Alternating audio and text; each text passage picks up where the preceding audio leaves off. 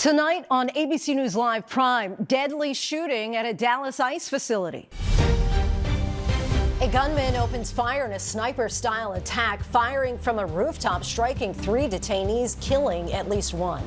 I'm Mireya Villarreal at an ICE facility in Dallas, where officials are saying that this was an attack on law enforcement, referencing the words anti-ICE that were written on shell casings.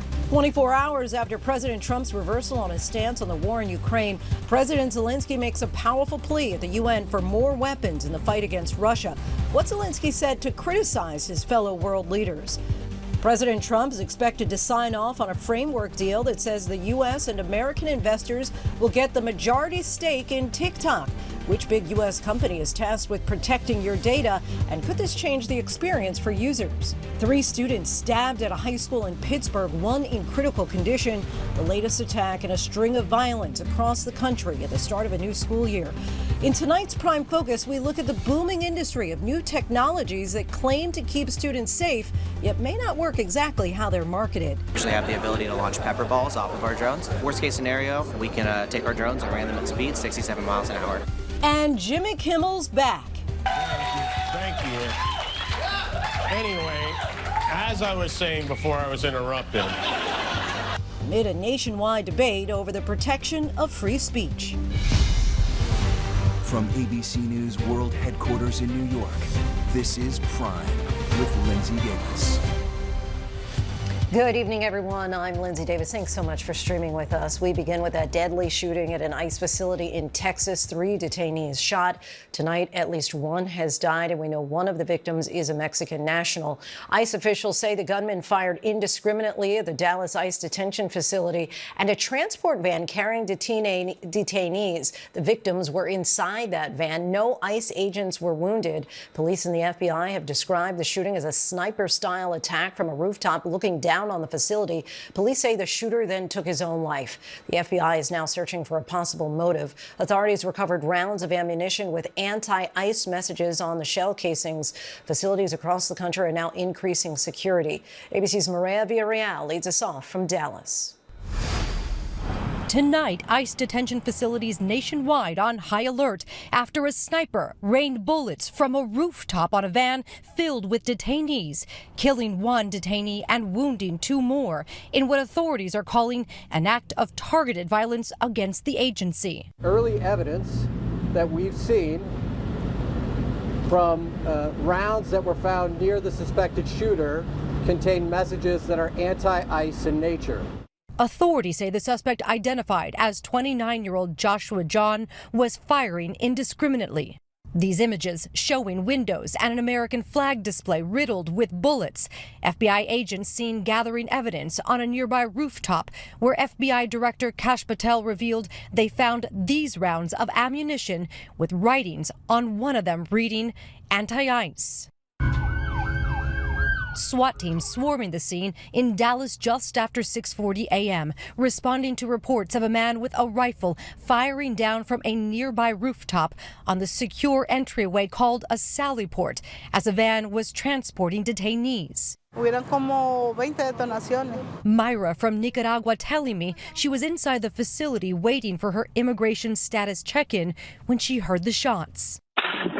Her daughter, who was on a call outside in her vehicle, recording those gunshots. We later learned that we had 4 individuals that were shot, 2 of them deceased, including the shooter. Police say the suspect's vehicle had a poster taped to the rear fender showing a map of alleged nuclear fallout. It appears to be from a book that advocates against the use of nuclear weapons. It's not clear what the link is to the alleged attack. Today's attack coming 2 weeks to the day after the assassination of Charlie Kirk. Casings found at the scene of that assassination also bore written messages, according to law enforcement. Vice President Vance late today on the suspect. There's some evidence that we have that's not yet public, but we know this person was politically motivated. While critics say the mask-wearing, often plainclothes ICE officers terrorize communities. Acting ICE Director Todd Lyons says they're just doing their jobs, and he says attacks on ICE officers are up 1,000% since January. 1,000% more than we ever had, and it's just getting worse, and these keep getting elevated and elevated. Last month, this man was arrested at this same facility after authorities say he threatened to detonate a bomb in a backpack. And they say multiple armed assailants in tactical gear attacked an ICE facility in Alvarado, Texas on July 4th. One officer was wounded. This latest shooting comes amid a new poll tonight asking Americans, how serious a problem do you think political violence is today? 71% say it's very serious. 22% say somewhat serious. And when asked, do you think the way people talk about politics these days is contributing to the violence here? 82% said yes. Maria Villarreal joins us now from the scene in Dallas. Maria, where do authorities think the shots were fired from? You know, Lindsay, we actually saw FBI agents climbing down those stairs right there. I have confirmed with law enforcement they believe that is where the shooter was perched this morning and took his alleged shots. We also know, we've spoken with friends, people that knew the suspect. They say, though, this guy was a gamer and in no way associated or interested in politics. Lindsay? All right, Maria Forrest. Thanks so much, Maria. Jimmy Kimmel made his return to late-night TV, starting off last night's show with a 17-minute monologue filled with emotion and humor. More than 6 million total viewers watched as Kimmel addressed his suspension by Disney, ABC, and the national debate that it ignited about free speech in this country. ABC's Trevor Ault reports from Los Angeles. Jimmy Kimmel! Amid a fierce debate in this country over protecting freedom of speech, last night millions tuning in for Jimmy Kimmel's return. Kimmel using humor to get started. Thank you. Anyway, as I was saying before I was interrupted. But it was clear he recognized the stakes. I'm happy to be here tonight with you. In a 17-minute monologue, Kimmel was visibly emotional at times, addressing the criticism after comments he made last week about the ideology of the suspect in Charlie Kirk's murder. He acknowledged what he said was ill-timed or unclear, or maybe both. But I do want to make something clear because it's important to me as a human, and that is, you understand that it was never my intention to make light of the murder of a young man.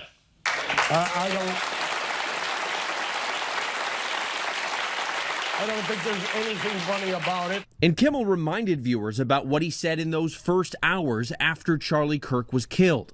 I posted a message on Instagram on the day he was killed, sending love to his family and asking for compassion, and I meant it, and I still do. Kimmel thanked fellow comedians. He thanked the many conservatives who defended free speech, along with influential podcaster Joe Rogan. From Hollywood, it's Jimmy Kimmel Live.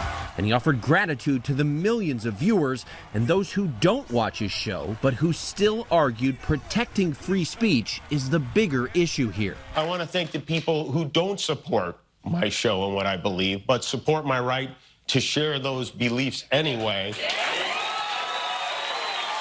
This show is not important. What is important is that we get to live in a country that allows us to have a show like this. President Trump criticized ABC for putting Kimmel back on the air, saying in part his audience is gone and his talent was never there. Why would they want someone back who does so poorly, who's not funny? Kimmel pushing back after President Trump's FCC chairman last week put pressure on some ABC affiliate stations not to carry the show. The government threat to silence a comedian the president doesn't like is anti-American. That's anti-American. And near the end of his 17-minute opening, he turned the attention to someone else, Charlie Kirk's wife, Erica. On Sunday, Erica Kirk forgave the man who shot her husband. She forgave him. That is an example we should follow. Trevor Ault joins us now. Trevor, Kimmel acknowledged some ABC affiliates still are not airing his show. Which ones are not, and what percentage of stations does that make up? So, Lindsay, it's two big groups, Nexstar and Sinclair. They did not broadcast Jimmy Kimmel Live last night. They say they're not going to broadcast it tonight either and will not for the foreseeable future. Together, they own about 25% of ABC affiliate stations nationwide. Now, we do want to note we have heard from Nexstar today, and they did say that they have been having productive conversations with Disney. They say that they want assurances that the show will be focused on reflecting and respecting diverse viewpoints. Lindsay? Trevor Ault for us in Los Angeles. Thanks so much, Trevor. A chaotic scene played out today on city streets in Southern California. Police chased a semi-truck through Orange County and used a SWAT vehicle to ram it. Here's ABC's Kana Whitworth. Tonight, the driver of a big rig that police say was possibly stolen, leading authorities on a dangerous, high-speed chase outside Los Angeles. Boy, that's so dangerous. The potential of a semi like that, just the weight alone, if it hits someone, certainly could injure them. Police believing the suspect may have had a hostage, a passenger inside the truck appearing from the window mid-chase and then going to the back of the cab. Oh, my goodness, we never see this. An armored Bearcat then slamming into the side of the semi. It started just before 10 a.m. Authorities say police attempted a traffic stop after discovering the truck had the wrong license plate. The driver fleeing, leading police on an hours-long chase through residential neighborhoods. Here he goes. He's going to pit him. Authorities eventually swarming the semi, pinning the truck with patrol cars and that Bearcat. Officers approaching, guns drawn. I've never seen something like this happen in front of my eyes where SWAT and police teams are, pulling people out of a vehicle at gunpoint. After a brief standoff, that driver exiting the truck, the passenger also emerging with his hands up.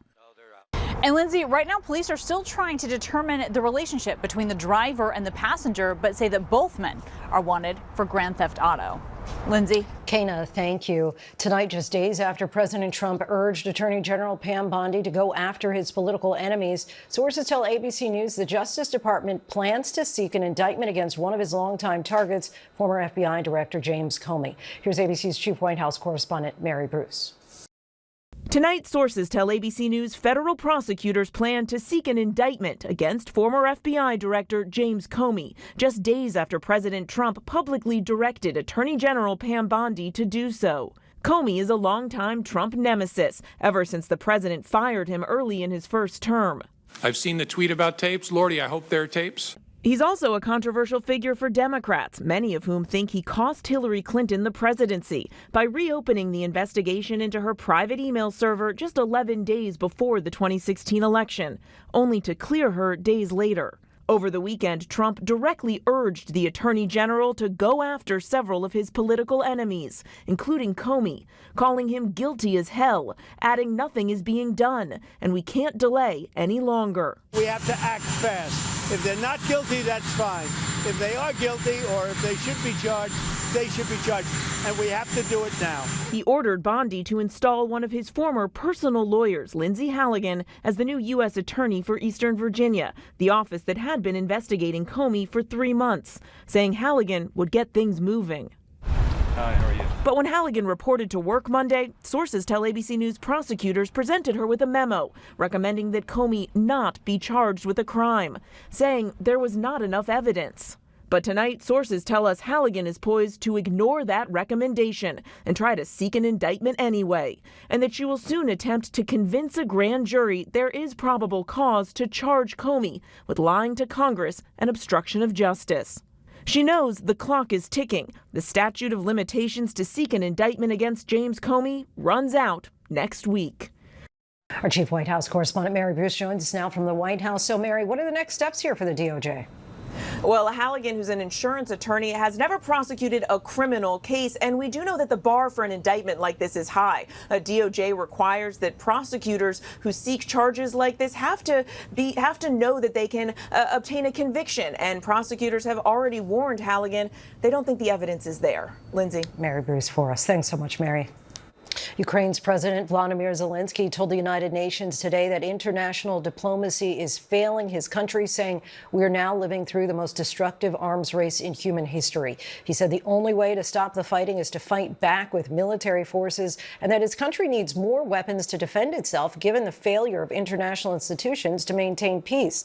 Zelensky made those comments after President Trump posted that Ukraine should be able to reclaim all of its territory. Zelensky said that Russia's high-tech military equipment has left Ukraine no other choice but to develop a new generation of not just air, but also land and sea drones. For more now, we're joined by the former U.S. ambassador to Ukraine, who served under Bill Clinton, Steve Pfeiffer. Thank you so much for your time tonight, Ambassador. You heard Ukraine's president making that plea for more weapons at the UN today. What did you make of what you heard from President Zelensky?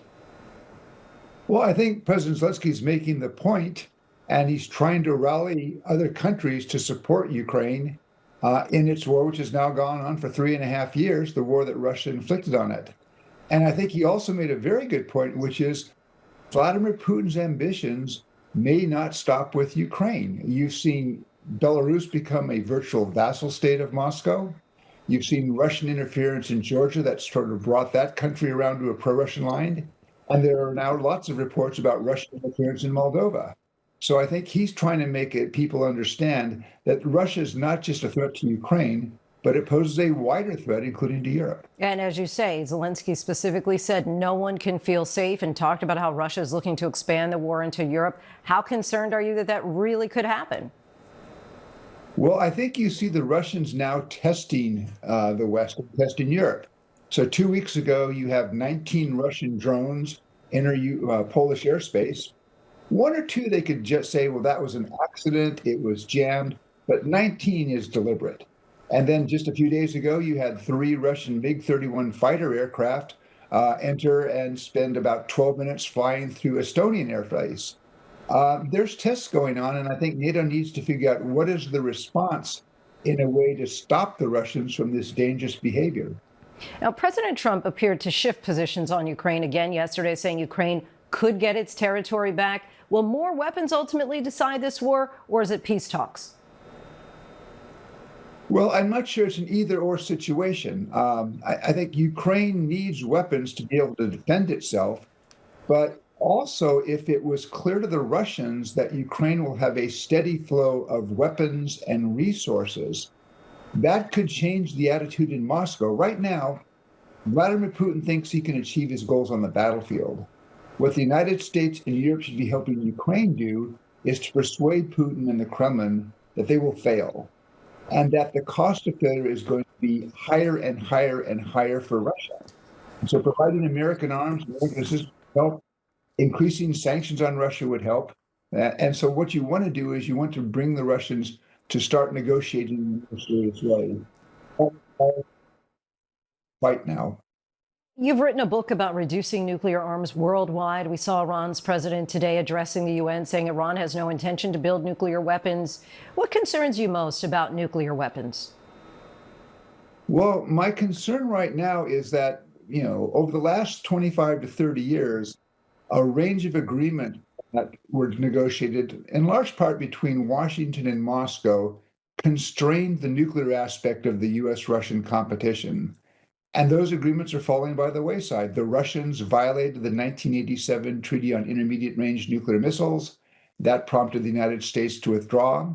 You had Vladimir Putin in 2023 saying that Russia would no longer observe the verification measures of the new Strategic Arms Reductions Treaty. And that treaty is set to expire. Now, Putin has suggested he might be prepared to extend observance of the nuke start's numerical limits, and that may be worth exploring. But of course, the numerical limits by themselves have less value if you don't have the verification measures in place to confirm compliance. But I do worry that we're on the verge of a complete collapse of the arms control regime that's provided some stability and some transparency. And we're beginning an arms race, which is going to induce more nuclear risk, less stability, and greater cost. Ambassador Pfeiffer, we thank you so much for your time. Really appreciate it. Thank you. New findings as President Trump has demanded an investigation into yesterday's escalator mishap at the UN. The escalator stopped just as the first couple stepped on. The president called it a disgrace and sabotage. But a UN spokesperson says a videographer with the U.S. delegation may have accidentally triggered the stop mechanism while attempting to film the president from the top. Tonight, stunning images are coming in of one of the strongest storms to hit Asia in years. A deadly super typhoon is slamming Hong Kong and South China. Winds gusting up to 150 miles per hour. More than 2 million people forced to evacuate. ABC's Britt Clennett is in Hong Kong. Hi, Britt. Hi, Lindsay. Yeah, well, relative calm here now, but this storm brought this city of 7.5 million people to a standstill with powerful winds of up to 116 miles per hour and waves here reaching heights of 11 feet. More than 2 million evacuated tonight as one of the strongest storms in years hits Asia. Super Typhoon Ragasa lashing Hong Kong. You can see in this video circulating online how a massive wall of water bursts through the doors of this luxury hotel. One man scooped up by the rough water. And at this restaurant, waist-high seawater rapidly filling the room. The powerful winds and heavy rain tossing trees, blocking roads and grounding hundreds of flights at one of the world's busiest airports for nearly 2 days. We're really feeling the intensity of Regasa right now. Intense winds and heavy rain pounding the coastal areas. It's a race against the clock to find those missing or trapped across the region. Chinese authorities dubbing Regasa the King of Storms as it tore through northern Philippines, killing at least 9, and 17 people killed in Taiwan. Watch as this major bridge there is washed away after the collapse of a dam. Britt Clinton is back with us now. Britt, any idea the extent of the damage just yet? Yeah, Lindsay, we don't know the full picture yet of this storm's destruction across this region, especially in the rest of southern China, where it made landfall near very densely populated cities. But to give you an idea of just how relentless this storm season has been here in Asia, now just off the coast of the Philippines, another typhoon is forming. Lindsay? All right, no rest for them at all yet. Britt Clinton, our thanks to you. Back here in the U.S., we're tracking the threat of a new round of severe storms from Texas up through Virginia, off the Atlantic. Tropical storm Umberto likely to become a hurricane, gaining strength in the coming days. Let's get right to meteorologist Lee Goldberg from our New York station, WABC. Hi, Lee.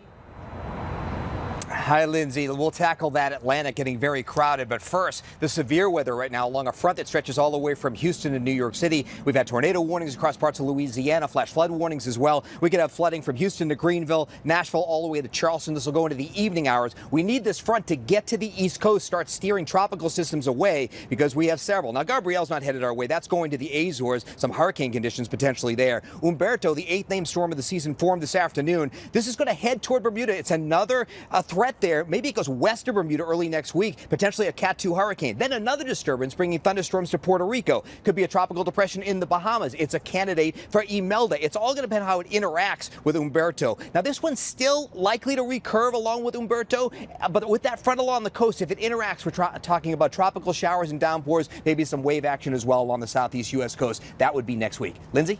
All right, we know you'll be paying attention for us. Thanks so much, Lee. Kansas authorities say a man was arrested outside of Kansas City Chiefs player Travis Kelce's home. The man was allegedly attempting to serve Kelce's fiancee Taylor Swift with deposition papers in Justin Baldoni's lawsuit against Blake Lively. People magazine reports Kelce and Swift were believed to be home at the time. The man was arrested for criminal trespass and released after posting bond. Still ahead, the moments a quick-thinking neighbor rushes to the rescue during a house fire caught on camera. Plus, there is no price on the safety of school children. But how effective are new and cutting-edge products some districts are investing in? We can spend all the money in the world, on all of these systems and this technology, but if one person doesn't understand what we expect of them in the area of safety, it creates a huge vulnerability that we may not be able to overcome. First, a TikTok deal is almost locked in, but what's inside that deal, what will change about the popular app, and what will stay the same? Welcome back, everyone. Today, the White House confirmed to ABC News that tomorrow, President Trump will sign a deal for TikTok that transfers control of the company from Chinese to American entities. It's been almost a year and a half since Congress passed the bipartisan law that would shut down the app if ownership was not transferred.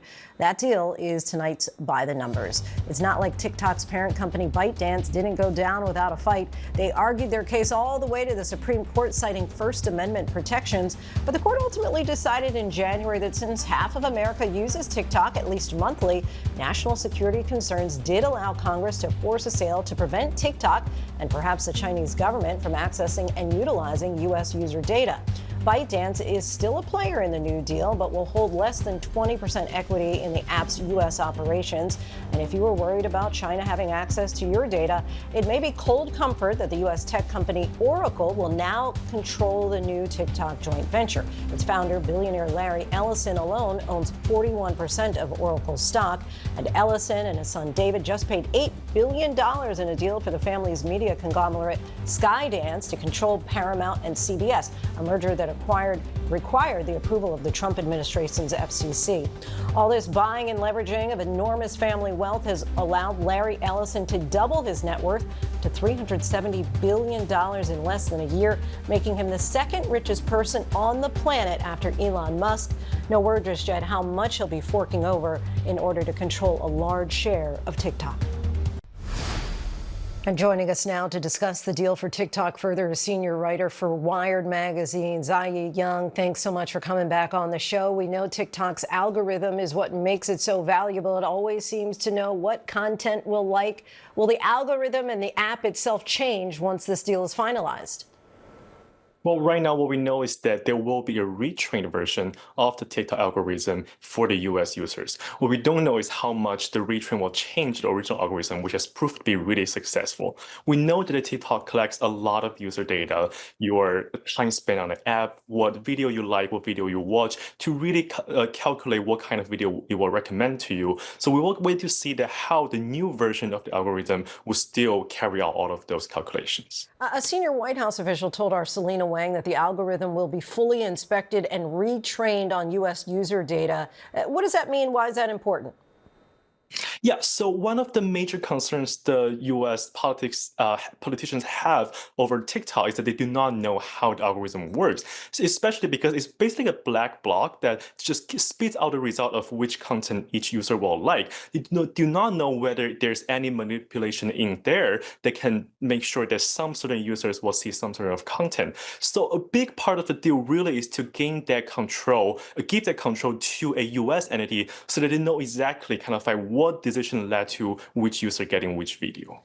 So Oracle will now serve as TikTok's security provider. We'll learn more tomorrow which other U.S. companies will be part owners of the app. As someone who follows tech like you do, will you rest easily tonight knowing that the app will be in U.S. hands? Well, there's so many things I want to know about the deal, especially like how the TikTok algorithm will be changed, but also the deal. For example, Biden is still a private company, and TikTok is one of the most popular social platforms out there. We want to know how much they think TikTok is worth, especially just TikTok's US operation, because it has, like you said, over 170 million users here. How much of that is worth, we will learn tomorrow. The same White House official who told ABC News the new TikTok will be retrained on U.S. user data also said the app will be continuously monitored as to not be used for any malicious purpose. What kind of malicious purpose could they be talking about? And are competitors like Facebook and Instagram really any safer? Right. I think there are two major concerns here. First of all, obviously, with over 170 million US users, you're talking a lot of data that TikTok has control over right now. So even though TikTok in the past has been working on its Project Texas, which is storing US user data inside US terrain and in the data centers hosted by Oracle, still no one is convinced that if Biden still has control over this data, that Chinese government would not find a way into it. So one of the main concerns of this new deal is that if it completely shifts the control of those data to Oracle, maybe American politicians and users will trust a little bit more into how they handle it. But like you said, we have also seen a lot of American tech companies also abuse the data that they have over American users. So it's not a guarantee that American users' data will be safe after the new deal. All right, we'll find out soon. Ziyi Young, senior writer for Wired magazine. We thank you so much for your time. Thank you, Lindsay. Coming up, Sister Jean has been the face of the men's basketball team at Loyola for decades. We'll tell you her big announcement today, just a month after turning 106 years old. And violence in American schools is spawning a new market for products that protect students from whiteboards that turn into mini bunkers to attack drones. But is AI any replacement for old-fashioned metal detectors? Stay with us. Welcome back, everyone. With more violence in schools to begin the new school year, districts are turning to new and cutting-edge products to protect students. But experts warn that many of these expensive pieces of technology are hardly foolproof. Here's our chief investigative correspondent, Aaron Katersky. Halloween 2022, one high school student's nightmare. I got out of the gym. That's when suddenly I got attacked. Out of nowhere? Out of nowhere. Annie Lair, too, the victim of a vicious, seemingly unprovoked attack at Proctor High School in Utica, New York. Do you remember what was going through your head? I think what was going through my head was just really like, It's either you gonna die now or just try to fight back as much as you can. Authorities say the assailant, another student, smuggling a 9-inch hunting knife into the building, right through the district's brand new state-of-the-art AI weapons detection system called Evolve. How does a student get a 9-inch knife into the school? He came in, he walked right through the Evolve system with his backpack. Brian Nolan was the acting superintendent of Utica schools at the time of the stabbing. His predecessor spent more than $4 million to install the Evolve system in the district's 13 buildings. Nolan says the district was led to believe it would detect both guns and knives. We've written the machine learning algorithms for all the guns, all the bombs, and all the large tactical knives in the world. After the Halloween stabbing, Nolan opted to remove Evolve's weapon detection system from Proctor High and replace it with traditional metal detectors. How did that decision go over? So the decision was an easy one to make because we wanted something that we could assure families and kids that, yes, when you come through the system, you're going to be safe and secure at school for the day. During our interview with Nolan, as cameras started to roll, our team was interrupted with news of yet another school shooting. Sources now tell us at least 2 people have been killed. This time in Minneapolis, at Annunciation Catholic School. The country that is awash in guns is also seeing gun violence on average nearly twice a week. It's just not lost on me that we're talking on a day when there's been a school shooting at a Catholic school in Minneapolis. It's just a sad day. We should never have to worry. This gets me upset. We should never have to worry about a child going to school and worrying about being killed. It's the fear of becoming the next Proctor or Annunciation that's driving demand for new products to protect students. From bullet-resistant glass to whiteboards that turn into bunkers to attack drones. We actually have the ability to launch pepper balls off of our drones. The scourge of violence in schools spawned a multi-billion-dollar industry almost overnight, with products marketed as the answer to a pressing question. How do we protect our children? We were in Las Vegas, Nevada. This is the largest school safety exhibit hall anywhere in the United States. Hey, Heather. A veteran school security consultant, Kurt Lavarello, says in recent years, the industry has transformed. I remember coming to the conference where there may be 4 or 5 vendors, and now you see there were over 100. As school shootings proliferate, the industry around protecting students has too. Schools and school districts are pumping millions of dollars into high-tech solutions. But critics say many of the products flooding this booming marketplace may not be the answer, and even Lavarello has reservations. I can't say there is a silver bullet out there that is going to give us that 100% guarantee. The advocacy group Everytown for Gun Safety has counted more than 100 shootings on school grounds so far this year, leaving more than 30 dead. And despite the millions of dollars spent each year to harden schools, some pricey pieces of technology have been cited in after-action reports for either not working as advertised or not working when it mattered most. Shatter-resistant film, security cameras with weapon detection software, and security vestibules. Unfortunately, these measures were not enough to stop this tragedy.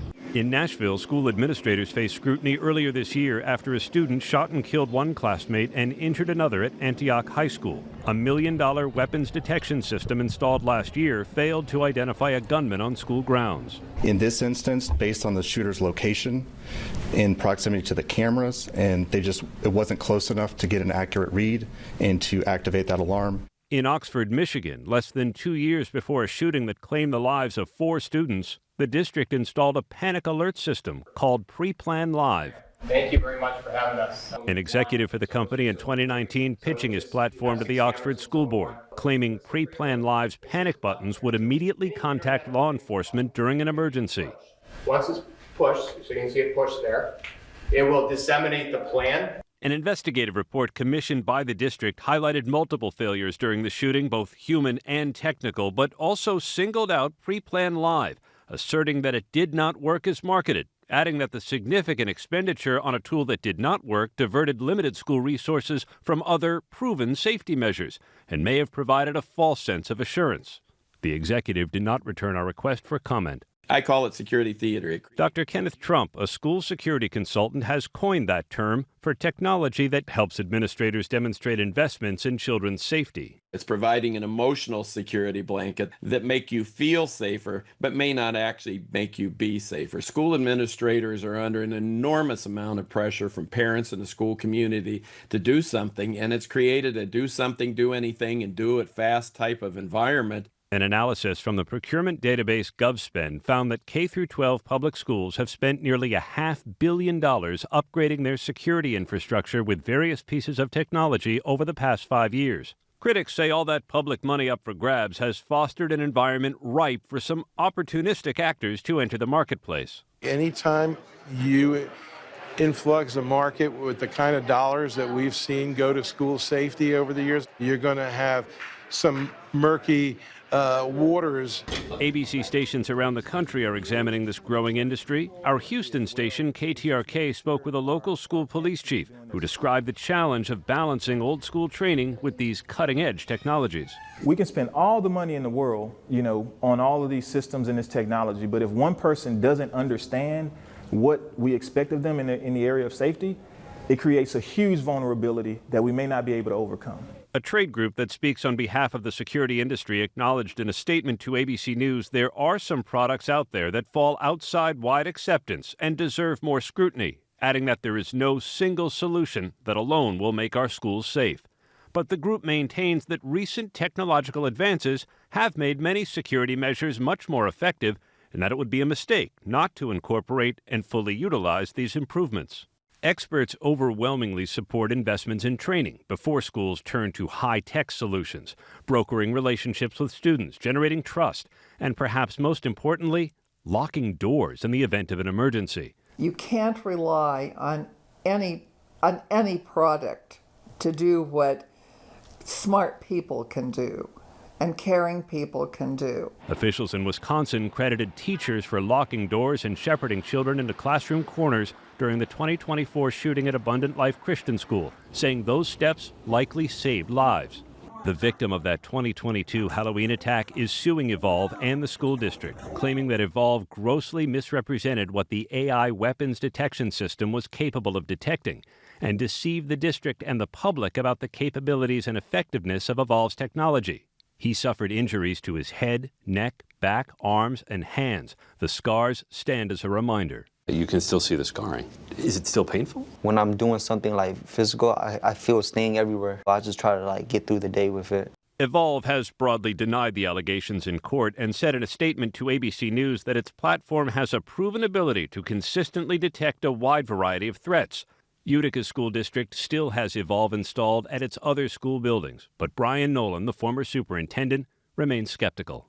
In your experience, did the Evolve system make students safer? Absolutely not. Some still not convinced. Our thanks to Aaron for that. Coming up, the major breakthrough. Doctors now believe they have a way of slowing a debilitating genetic disorder. And Omar Sy is here in studio to talk about his exciting new project. Welcome back. Congratulations to music superstars Rihanna and her partner A$AP Rocky on the birth of their third child and their first girl. She posted this photo of herself with a new bundle of joy. Rocky Irish mares. She was born on September 13th. Rihanna and A$AP Rocky also have two boys, 3-year-old Rizza and 2-year-old Riot. Doctors successfully treat a devastating inherited genetic disorder for the very first time. A quick-thinking neighbor rushes to alert a family that their house is on fire. And MTA riders, you might soon hear PSAs from one of the city's most famous female rappers. These stories and more in tonight's rundown. Researchers in the UK say for the first time Huntington's disease has been successfully treated. Patients that receive a new experimental gene therapy are experiencing a 75% decrease in disease progression. This means a notable difference in their motor, cognitive, and functional measures. Researchers are calling the potential treatment world-changing. They plan on presenting their findings at a major medical conference next month. Your house is on fire! Get out! Dramatic video from New Jersey shows the moment a Good Samaritan sprang into action to alert his neighbors that their house was on fire. My house is on fire! The family was able to escape the fire along with their dog. Photos show the damage to the home. Officials determined the cause of the fire was an accident. A new Census Bureau analysis points to a rise in the U.S. population of centenarians, people aged 100 years or older. The data says there were more than 80,000 nationwide in 2020, a 50% increase since 2010. Roughly 78% of that bustling population, women. The comparisons don't stop there. The analysis shows the 2020 cohort was also more diverse than before. The Canadian Football League is announcing a new round of rules for the upcoming 2026 and 2027 seasons, including some that match up with its American cousin, the NFL. They're changing scoring opportunities to limit the amount of close games across the league, and they're also making some tweaks to the play clock. The league will also be shortening its fields from 110 yards to 100 yards long. Although this move will make the fields look similar to NFL fields, theirs will remain 65 yards wide. Loyola legend Sister Jean has announced her retirement from her official duties with the men's basketball team at the age of 106. Serving as the team's official chaplain since 1991, Sister Jean is stepping down, citing some health issues. She became a viral sensation back in 2018 when the 11th seed Loyola made their miraculous run for the Final Four. We're walking here. Steps are for stepping, not sitting. Move it, bucko. Cardi B is the new voice of New York City's public transit system. The Bronx-bred Grammy-winning artist recorded public service announcements for the MTA that will start playing out across the city. These trains don't move without you, so make sure you pay that fare and keep it real. The latest move promoting her new album, Am I the Drama? From Lupin to Untouchable, Omar Sy has captivated audiences worldwide. Now he's stepping into a new role as the leading man in Netflix's new romantic comedy, French Lover. Let's take a look. Il se trouve que moi aussi, j'ai rencontré quelqu'un. Oh, c'est bon ça. Une comédienne. Voilà. Il est fort, il est fort. Ah, je savais qu'il était parti, Ken. Mais non, mais tu vois bien qu'il raconte n'importe quoi. Dites-nous, c'est une mystérieuse inconnue qui va faire des envieuses alors. Vous nous la présentez quand? Oh, pas tout de suite. Non, j'en ai déjà trop dit. Ça va, c'est bon. Omar Sy, kind enough to join us. Thank you so much. Thank you. I'm happy to be here. So, what initially drew you to this role? Many people know you for action, drama, thriller. Now you're stepping into romantic comedy. Yeah, I think it was the right time for me as an actor. I think I'm mature enough now to try that kind of project, you know. And it was also like I wanted to have like a real story and like an interesting character to play that. So I think it was the right moment, the right project also. And always as an actor, I try to do like new stuff. So it was like a new territory for me. So why not? And so you play, your character is an A-list actor who falls for the girl next door.